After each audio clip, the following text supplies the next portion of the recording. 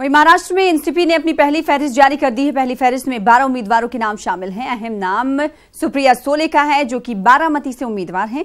इस फहरिस्त में लक्षद्वीप से मोहम्मद फैसल को उम्मीदवार बनाया गया है।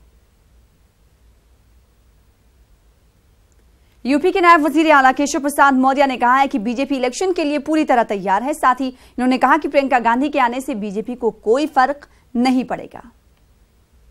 डिप्टी सीएम केशव प्रसाद मौर्य जी हैं। सर, लोकसभा चुनाव को लेकर के क्या तैयारी है, कब तक लिस्ट आ जाएगी उम्मीदवारों की? देखिए, भाजपा की तैयारियां दुरुस्त हैं और हमारी तैयारी विधानसभा चुनाव परिणाम आने के तत्काल बाद शुरू हो गई थी। 2019 का चुनाव देश को 100 साल आगे ले जाने का है। पार्टी पूरी गंभीरता से इस चुनाव को ले रही है, लड़ रही है।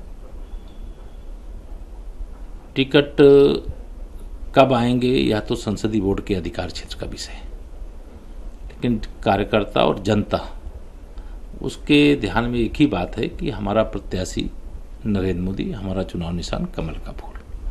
इसलिए प्रत्याशी कब आते हैं कब नहीं आते ये कोई बीजेपी के लिए महत्वपूर्ण नहीं है। महत्वपूर्ण हमें केवल यह है कि हम अधिक से अधिक मतदान हो, भाजपा का कार्यकर्ता और जनता दोनों एक साथ मिलकर के जैसे प्रचार में लगे हैं कि मोदी जी की दूसरी पारी जनता भी अपनी जिम्मेदारी मान रही है, पार्टी का कार्यकर्ता भी अपनी जिम्मेदारी मान रहा है। सर, चर्चाओं का बाजार गर्म है कि कुछ लोकसभा के जो सिटिंग सांसद हैं उनका टिकट कट सकता है, तो क्या इसको लेके कुछ चिंता है रणनीति में? ये तो मीडिया के मित्रों की सब कृपा है जो कुछ न कुछ चला देते हैं, लेकिन यह जब तक संसदीय बोर्ड के समक्ष कोई विषय न जाए और वहाँ से कोई निर्णय न हो तब तक इस प्रकार की बातों का बीजेपी के लिए कोई महत्व नहीं रहता है, क्योंकि हमारी पार्टी कोई सपा बसपा की तरह प्राइवेट लिमिटेड कंपनी की तरह काम नहीं करती। बहुत मजबूत संगठन है, बूथ से लेकर के केंद्र तक का, और उस संगठन का फीडबैक है हमारे पास, और उस फीडबैक के आधार पर नेतृत्व विचार करता है और फिर जिसको टिकट देंगे सारे कार्यकर्ता पूरी ताकत के साथ लगेंगे। सर, देखा जाए तो कांग्रेस की जो महासचिव हैं प्रियंका गांधी इस समय उत्तर प्रदेश में जातिगत समीकरण को सुलझाने में लगी हुई हैं। कल चंद्रशेखर से उन्होंने मुलाकात किया है, जो दलित नेता हैं। देखिए, कांग्रेस का यूपी में कोई वजूद नहीं है। चुनाव जरूर लड़ने के लिए वो मैदान में है, और अभी 2019 के चुनाव के पहले 2 चुनाव हुए हैं। विधानसभा का 2017 में हुआ है, 2014 में लोकसभा का हुआ था। तो लोकसभा के चुनाव में केवल माँ बेटे तक सीमित रह गई थी कांग्रेस।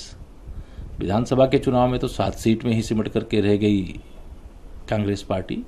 तो डूबते के लिए तिनके का सहारा, कांग्रेस मुक्त भारत, कांग्रेस के भ्रष्टाचार से मुक्त भारत, कांग्रेस की गलत नीतियों से मुक्त भारत की दिशा में देश आगे बढ़ रहा है।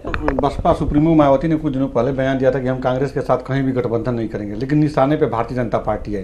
कहा जा रहा है कि भारतीय जनता पार्टी के दबाव में मायावती का बयान आया है, कांग्रेस के लोग कर रहे हैं। देखिए, भाजपा के इशारे पे बसपा या कोई दल चलता है ऐसा मैं नहीं मानता हूँ। सब अपने अपने हिसाब से इस लोकतंत्र, सबसे बड़े लोकतंत्र में सब स्वतंत्र है, अपने अपने दल अपने अपने निर्णय लेते हैं।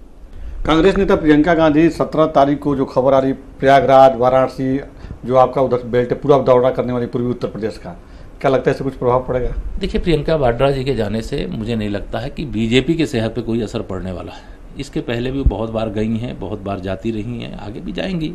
पिछले लोकसभा में भी प्रचार किया है उन्होंने, लेकिन उसका कोई प्रभाव जनता की मनमानस पर नहीं रहता है।